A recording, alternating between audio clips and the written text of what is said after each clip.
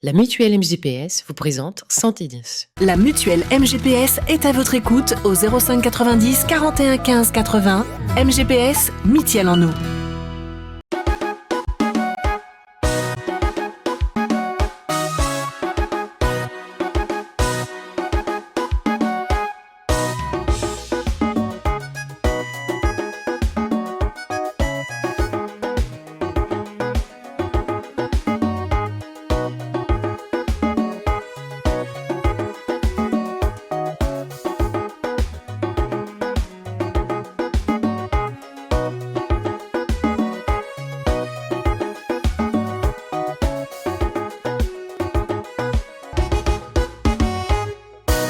Bonsoir à tous, très heureuse de vous retrouver pour ce nouveau numéro de Santé 10.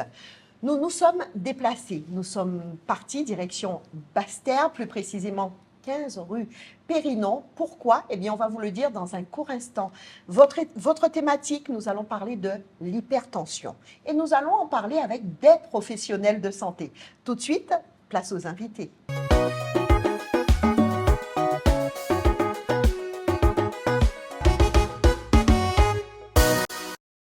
Nous parlons donc de l'hypertension avec des professionnels et nous allons dire un grand bonsoir à Madame Borgia Catherine. Bonsoir. Merci d'être avec nous, merci d'avoir répondu à notre invitation. Vous êtes infirmière à l'École du Cœur au centre hospitalier de Basse-Terre. Et toujours au centre hospitalier de Basse-Terre, nous retrouvons le docteur Narcisse Moussinga. Bonsoir. Bonsoir. Vous êtes cardiologue référent Club Cœur et Santé de Basse-Terre. Merci d'être là pour que nous puissions parler de cette thématique, l'hypertension. Et puis, bien entendu, nous sommes avec le docteur André Atala. Bonsoir. Président du groupe HTA Guadeloupe et coordinateur mission HTA au GIP Raspeg. Alors, docteur Atala, quand je dis tout ça, ceux qui sont juste devant leur écran, oh bon, ok, HTA, Guadeloupe. Alors certains savent et d'autres pas. Déjà, je vais vous demander de nous expliquer un petit peu. Et puis, vous nous avez accueillis dans un lieu fort sympathique. Nous expliquer aussi où sommes-nous et pourquoi nous avons choisi d'être ici aujourd'hui. Alors, il y a 25 ans déjà, ça ne nous rajeunit pas, nous avons créé, je pense au docteur Samuel, qui a été le premier président, le premier réseau de France sur l'hypertension artérielle, qui a été donc, qui a coordonné le réseau HTA Guad. Et donc, nous sommes ici au 15 rue Périnon, à Basse-Terre, qui est le siège du groupe HTA Guadeloupe, qui continue à travailler et qui collabore beaucoup avec le GIP Raspeg, puisque maintenant, la mission HTA est aussi en partenariat avec le GIP Raspeg. Donc, j'assure à la fois cette fonction de président du groupe HTA Guadeloupe et, vous l'avez dit, de coordonnateur de la mission HTA au GIP Raspeg. Alors, j'ai trouvé le lieu, en arrivant, j'ai trouvé le lieu sympathique, oui, et je l'ai trouvé très intimiste. Oui, c'est volontiers parce que on ne veut pas que ça fasse concurrence avec les cardiologues, avec les médecins, avec les infirmiers. C'est pas un site où on fait du dépistage, c'est pas un site où on fait de la consultation. C'est un site qui a comme objectif de travailler à la formation des infirmières, à élaborer des documents, des informations, les recommandations. Il y a le site du htaguada.com où il y a toutes les informations. Donc c'est volontairement qu'il est plutôt discret puisqu'on ne veut pas encore trop s'afficher et faire de la concurrence à nos collègues. En tout cas, merci à vous trois de nous accueillir et d'être avec nous pour partager et surtout pour informer le plus grand nombre sur cette thématique. Pour démarrer, j'aimerais demander à Catherine, qu'est-ce que c'est que l'École du Cœur et quel est son rôle auprès des patients? Alors, l'École du Cœur se situe dans le service de cardiologie, bien entendu. Nous travaillons en étroite collaboration avec l'hospitalisation cardio, la consultation de cardiologie, mais aussi le centre de réadaptation cardiaque. Donc, en quoi consiste l'École du Cœur? Donc, unité d'éducation. Donc, nous travaillons essentiellement sur 3 thématiques: l'insuffisance cardiaque, les anticoagulants, l'éducation à la prise des anticoagulants oraux et bien évidemment l'hypertension artérielle. Alors, pour aller un petit peu plus dans la partie scientifique médicale, docteur Atala, qu'est-ce que c'est que l'hypertension artérielle d'un point de vue médical? Alors, le cœur, quand il se contracte, il va dégager une pression dans les artères qu'on appelle la pression artérielle systolique. Quand il se relâche, il y a toujours une pression, puisque le cœur continue, le sang continue à circuler, il y a une pression qu'on appelle la pression artérielle diastolique. Et lorsque, dans de très bonnes conditions, qu'on va préciser tout à l'heure, en respectant les bonnes conditions, on a des chiffres concernant cette première tension artérielle, quand le cœur se contracte ou quand il se relâche, qui sont au-dessus de certains chiffres, on parle d'hypertension artérielle. Mais les conditions de mesure, on le verra, sont très importantes.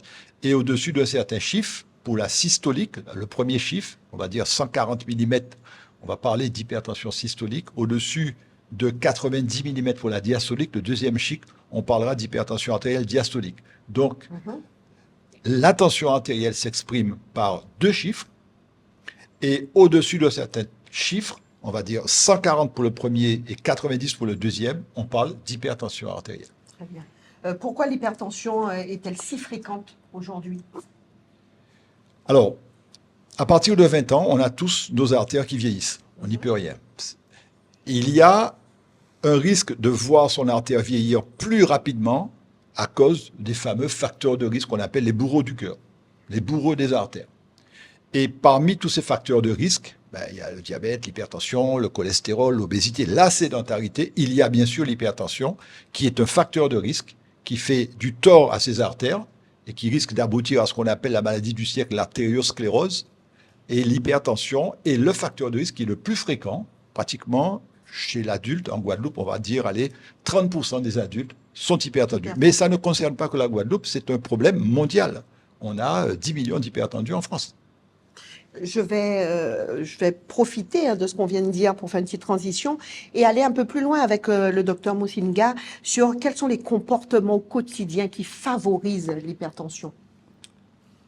Alors, docteur Atala vient d'évoquer certains de ces comportements qui favorisent l'hypertension artérielle. On va dire globalement qu'il y a, on est en Guadeloupe, il y a l'excès de consommation de sel, ça favorise l'hypertension.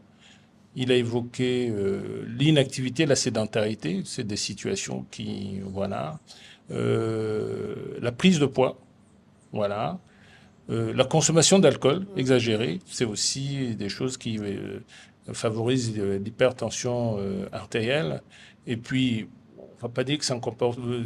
L'obésité, c'est un état, c'est pas un comportement, mais on tourne un peu là autour des ce qu'on appelle comportements qui favorisent l'hypertension artérielle. En fait, docteur Moussinga, tout simplement, il faut vraiment avoir une hygiène alimentaire, si je comprends bien, et une hygiène de vie, tout simplement, pour éviter, en tout cas, d'être hypertendu. Exactement. L'apparition de l'hypertension artérielle, en dehors de l'âge, puisqu'on sait que dans la population, par exemple en Guadeloupe, chez les plus de 55-64 ans, il y a la moitié de la population qui est hypertendue. Au-delà de 65 ans, c'est quasiment 2/3 de la population qui est hypertendue. Une fois qu'on enlève l'âge, il y a effectivement les comportements alimentaires, les règles géno-diététiques en général et surtout les comportements personnels de sédentarité et d'inactivité. Est-ce qu'on peut être hypertendu sans le savoir? Alors, bien sûr, parce que l'hypertension est en général une maladie qui ne donne pas de signes. Et on peut être non hypertendu il y a un an et être hypertendu un an plus tard. Et justement, on profite de cette journée mondiale de l'hypertension pour sensibiliser donc la population au dépistage. Parce que là, on doit être vraiment dans le cadre de la prévention. Docteur Atala dit tout à l'heure qu'il y a plus de 30% d'hypertendus en Guadeloupe, mais on sait qu'il y a beaucoup d'hypertendus qui ne sont pas diagnostiqués. Donc, il y a pas... On peut être hypertendu sans le savoir. La seule manière de le savoir, c'est de se faire dépister, c'est de prendre se faire prendre ses chiffres de pression artérielle ou de prendre soi-même ses chiffres de pression artérielle. On va en parler en détail tout à l'heure, en deuxième partie d'émission, parce que non seulement on veut vraiment parler de cette thématique que vous avez pu ensemble, professionnels de santé, mettre en place pour cette journée mondiale, mais on veut vraiment montrer, expliquer en détail au plus grand nombre et montrer comment faire. On le fera avec Catherine, si elle le veut bien, en deuxième partie d'émission. Mais juste avant, je voudrais savoir quels sont les premiers conseils. Docteur Atala, une personne vient d'être diagnostiquée. On vient de lui dire, Madame Intel ou Monsieur Intel, ben voyez-vous, vous êtes hypertendu. Enfin, on vient de savoir. Quels sont les premiers conseils que vous donnez à quelqu'un dans cette situation, un patient dans cette situation? Alors, il faut déjà qu'on soit sûr du diagnostic. Je prends souvent l'exemple de quelqu'un qui veut se peser. S'il veut savoir vraiment quel est son poids, il faut qu'il ait une bonne balance. On est d'accord. Pour savoir si on est hypertendu, on va le voir tout à l'heure, il faut prendre sa tension artérielle dans de bonnes conditions. On va le voir, un brassard adapté, respecter voilà, certaines règles de mesure. Et quand on a la confirmation de cette hypertension, on va toujours commencer par les règles hygiéno-diététiques. Sauf si c'est une urgence, sauf si c'est une hypertension qui est sévère, qui est déjà compliquée. Mais on a le temps. Souvent, les gens s'affolent en disant « Ah, bon Dieu, on a fait 17 détentions, on font AVC. » Non, on a le temps et on commence toujours par les règles hygiéno-diététiques, on en parlera tout à l'heure, qui doivent systématiquement être mises en place. Et si ça ne suffit pas, à ces règles hygiéno-diététiques, on va associer la prise de médicaments. Et c'est vrai que parfois, les patients nous disent « Ouais, prendre un médicament toute ma vie, prendre ceci, je veux bien. » Mais il vaut mieux, et je le dis souvent, il vaut mieux prendre un traitement régulièrement que de risquer, le jour où la retraite arrive, un AVC ou une complication cardiaque. Et à choisir, il vaut mieux prendre son traitement. Ouais. Et on l'a vu avec le docteur Moussinga tout à l'heure, l'alimentation joue vraiment un rôle primordial quand il faut parler en tout cas de prévention de l'hypertension et qu'on parle d'AVC, l'alimentation a un rôle primordial. Alors, il y a une conférence que j'anime parfois qui est la maladie cardiovasculaire. Il y a une diapo qui surprend tout le monde. 3/4 des déterminants de la santé. Qu'est-ce qui fait que demain, vous serez en bonne santé ou pas? 3/4, hein? C'est la manière dont vous mangez, la manière dont vous respirez, la manière dont vous bougez. Et il n'y a qu'un quart pour nous les médecins. On n'a qu'un petit rôle. Hein? On a un rôle important, c'est vrai, mais la manière dont vous mangez, dont vous bougez, est-ce que vous fumez, est-ce que vous respirez comme il faut, est-ce que vous faites attention à votre alimentation, est-ce que vous êtes actif, ça va être un déterminant pour 3/4 en termes de santé. Alors, vous savez, je m'adresse à vous trois, quand on a une thématique dans notre émission Santé 10, on prévient toujours par un petit visuel, on communique avant, parce qu'on a beaucoup de retours de nos téléspectateurs qui nous demandent, n'oubliez pas de souligner telle chose, demandez telle chose. Et ça nous aide aussi à aller vraiment en profondeur dans des petites choses, des petites questions qui interpellent le plus grand nombre. Et là, plusieurs personnes nous ont dit, quand vous parlez de la tension, pensez à demander si vraiment le stress est un moteur pour faire monter la tension artérielle. Alors c'est vrai qu'on en parle souvent du stress et de l'hypertension. Beaucoup d'hypertendus, beaucoup de personnes sont hypertendues sans avoir un stress quelconque. Le stress, parfois, peut entraîner une réaction qui fait que quand, par exemple, vous êtes stressé par un épisode, vous allez avoir une réaction, le cœur qui va aller vite, vous allez vous affoler, il peut avoir une tension qui va un peu réagir. On est des êtres humains, on réagit à l'environnement. Mais la vraie hypertension, c'est quelque chose qui existe même en dehors d'une situation de stress. C'est pour ça que, avant de dire « j'ai eu 17 aujourd'hui parce que je me suis stressé, j'ai été énervé, j'étais en colère », on prend le temps de mesurer sa tension artérielle sur 2, 3, 4 jours pour confirmer vraiment qu'on est hypertendu. Et ce n'est pas une réaction au stress. Plutôt que de traiter l'hypertension, il vaut mieux traiter le stress. Et donc, c'est important de confirmer si la personne est vraiment hypertendue au long cours et non pas une réaction face à un stress, un conflit ou autre. Catherine, est-ce que... Alors, les patients... Il faut un petit peu discuter avec eux, il faut essayer de changer les habitudes. Comment vous motivez les patients à changer leurs habitudes de vie? Alors, La motivation, c'est un bien grand mot, hein, mais il y a quelques préliminaires à la motivation, c'est-à-dire que le patient doit se sentir écouté, il doit se sentir accueilli, et quand ce rapport de confiance est installé, on peut démarrer les sessions d'éducation avec nos patients et au décours de plusieurs ateliers, réveiller, aller chercher cette motivation chez les patients. Est-ce qu'on peut dire que c'est qu'après cette première partie que le patient va se sentir vraiment accompagné? À partir de là, oui. On va dire qu'à partir de là, le travail commence. Et que se passe-t-il à partir de ce moment-là? À partir de ce moment, eh ben, confiance établie, cadre posé, et bien, à ce moment-là, on peut commencer à dérouler les ateliers, hein. Ils peuvent être collectifs ou individuels.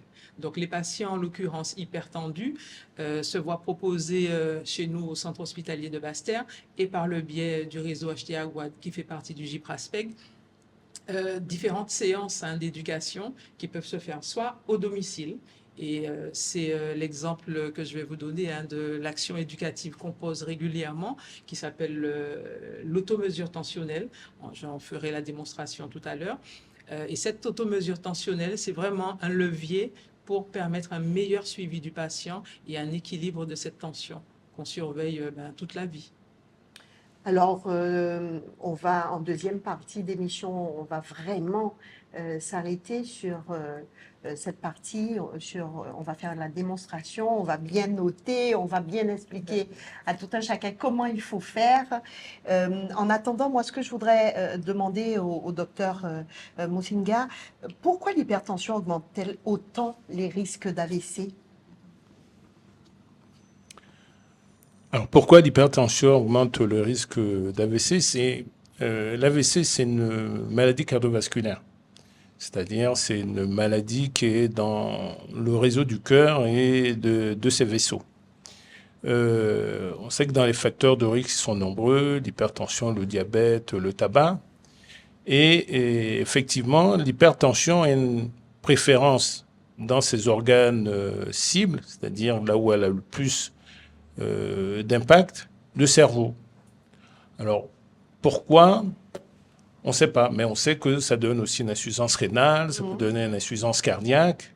Et il se trouve que dans les facteurs de risque, curieusement, ils ont leur préférence. Le diabète, il adore le cœur et les artères des membres inférieurs, mais il peut aussi donner des AVC. Le cholestérol, il adore le cœur. Le tabac adore le cœur et les artères des membres inférieurs. Bon, l'hypertension, on sait que, par exemple, en Guadeloupe, il y a beaucoup d'hypertension. On a dit tout à l'heure, plus de 30% de la population. Et dans les causes de mort par maladie cardiovasculaire, l'AVC est la première cause de mortalité avant les maladies cardiovasculaires cardiaques. Docteur Moussinga, mais aussi docteur Atala, je sais que nous ne sommes pas là pour parler des AVC, nous parlons de l'hypertension. Mais quand même, on a un grand nombre de personnes qui se posent la question suivante. L'AVC touche le cerveau. Qu'est-ce qu'on peut dire dessus, l'importance de cela, comment ça peut causer des dégâts? Je pense que c'est important de souligner quand même si ce n'est pas la thématique d'aujourd'hui. Alors on l'a dit, l'accident vasculaire cérébral, c'est aussi parfois la conséquence d'une hypertension artérielle négligée. Quand malheureusement l'accident vasculaire cérébral arrive, c'est une vraie urgence. Alors quels sont les signes? Très rapidement, on en profite. Alors les neurologues ont inventé un slogan que j'aime bien, c'est vite. C'est-à-dire qu'il faut aller vite. Il faut aller vite. V, vite, comme visage. Okay. Le visage est de travers. I, comme incapacité. Vous avez le bras qui est incapable de pouvoir se lever. Après, vous avez T, comme trouble de la parole. Je n'arrive pas à parler. Et puis E, comme extrême urgence. Il faut que le voisin, la voisine, il faut que le conjoint appelle le 15. Il faut appeler le 15, décrire ces signes. Et à partir de là, vous avez un médecin qui va vous dire, voici la conduite à tenir, parce qu'il y a une filière spéciale de prise en charge de ces patients qui ont ces signes faisant évoquer un accident vasculaire cérébral. Quels sont les différents types d'AVC? Alors, je dis encore, on fait la parenthèse parce qu'on a la demande, mais on fera une émission, une belle émission sur les AVC, mais juste une petite parenthèse dessus, docteur Moussinga. Il y a globalement deux types d'AVC. Il y a l'AVC hémorragique, C'est-à-dire qu'on a, pour des raisons X, du sang qui s'étend dans une zone du cerveau ou à l'intérieur du cerveau. C'est ce qu'on appelle des accidents vasculaires hémorragiques. C'est un peu moins de 20% des AVC. Et la majorité des AVC sont ce qu'on appelle des accidents vasculaires ischémiques, c'est-à-dire qu'il y a un caillot qui vient du cœur ou qui vient d'une plaque d'athérome qui s'est rompue et qui a fait un caillot à l'intérieur d'une artère à destinée cérébrale. Donc des accidents vasculaires ischémiques qui font à peu près 80% des AVC. C'est ces deux types d'AVC, l'AVC hémorragique et l'AVC ischémique.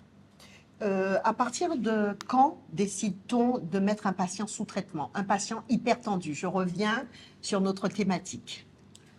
Alors, la mise sous traitement d'un patient hypertendu obéit un peu à des recommandations. D'abord, il faut savoir que l'hypertension, qui est un facteur de risque de maladie cardiovasculaire, ne peut pas être vue sous la lumière seulement de l'hypertension. Autrement dit, quand on a un patient hypertendu, il faut absolument qu'on cherche s'il n'y a pas les autres facteurs de risque. Et donc, à ce moment-là, on établit ce qu'on appelle le risque vasculaire d'un patient, le risque vasculaire global. Quel est le risque? Et le risque vasculaire d'un patient, c'est quoi? Quel est son risque de mourir, par exemple, d'un AVC, de mourir d'une autre maladie cardiovasculaire, de faire un accident? Quel est son risque? Et en fonction de sa classification, en fonction de ce risque-là, et en tenant compte, bien sûr, du niveau tensionnel, tout à l'heure, le docteur Atala a mis la définition avec les niveaux tensionnels. En fonction du niveau tensionnel, en fonction de la présence d'autres facteurs de risque, parce que les facteurs de risque, ils s'additionnent pas, ils se multiplient. Et en fonction de la présence ou non d'atteinte déjà d'autres organes, c'est-à-dire est-ce qu'il a déjà fait un AVC, est-ce qu'il a déjà fait un infarctus, est-ce qu'il est insuffisant rénal, est-ce qu'il y a une autre artère qui est atteinte, on définit donc un risque et à partir de ce risque-là, on donne donc un traitement avec une cible, un niveau de tension, un niveau tensionnel qu'il faut atteindre pour essayer de baisser ce risque cardiovasculaire. Donc la mise sous traitement dépend du niveau tensionnel, de l'existence d'autres facteurs de risque et effectivement de l'existence ou non de complications, ce qui va permettre d'avoir 3 niveaux, c'est-à-dire où on conseille des règles hygiéno-diététiques qu'on décide de revoir, ou alors on commence un traitement ciblé sur l'hypertension, ou alors on découvre autre chose, et donc on sera obligé de traiter et l'hypertension et l'autre facteur de risque associé. Ouais. Voilà, c'est comme ça que c'est déterminé. Moi, j'arrive à la question que tout le monde se pose. Est-ce qu'on peut guérir définitivement de l'hypertension? Qui veut me répondre? La question est pour vous 3. Alors, je sens que Dr Moussinga préfère qu'on aille de ce côté. Alors, c'est une question importante qui est souvent posée. Oui, mais elle est primordiale.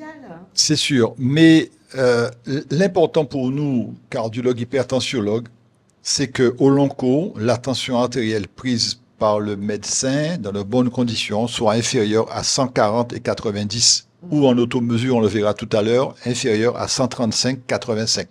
Ça protège vos artères, ça protège la retraite, ça protège votre cœur, ça protège votre cerveau. C'est ce qui compte. D'accord, mais docteur, tu as la faut répondre à la question. Alors, il y a des causes. Est-ce que nous avons guéri totalement? Est-ce que nous avons guéri totalement de l'hypertension? Ça possible. Bon. Il y a, une fois sur 10, ce qu'on appelle des hypertensions secondaires, où il y a une cause à l'hypertension artérielle. Une anomalie au niveau d'une glande surrénale qui sécrète trop, etc. Et tout. Et donc, quand il y a une cause qu'on a trouvée, on peut guérir de cette cause, on peut... voilà. 9 fois sur 10, il n'y a pas de cause. C'est une hypertension artérielle dite essentielle. Alors, il y a des facteurs qui vont favoriser cette hypertension artérielle. Une grossesse, par exemple. Ça peut arriver qu'une grossesse entraîne ce qu'on appelle une hypertension artérielle gravidique. Quelques mois après la grossesse, il y a encore un peu d'hypertension et petit à petit, ça peut rentrer dans l'ordre. Quelqu'un qui était très actif, il arrête de faire l'activité physique, il grossit, il prend du poids, il a arrêté le sport complètement. Ça va favoriser cette hypertension. S'il se met à faire attention au poids et surtout reprendre l'activité physique, ça peut permettre, les règles diététiques peuvent permettre effectivement de normaliser la tension artérielle et d'éviter de prendre un médicament. Mais à choisir, et c'est souvent le message qu'on passe quand on fait l'éducation thérapeutique, si les règles diététiques ne suffisent pas et qu'il faut quand même prendre un traitement, il vaut mieux prendre un traitement au long cours, encore une fois, que de risquer une complication. Et ça, c'est important.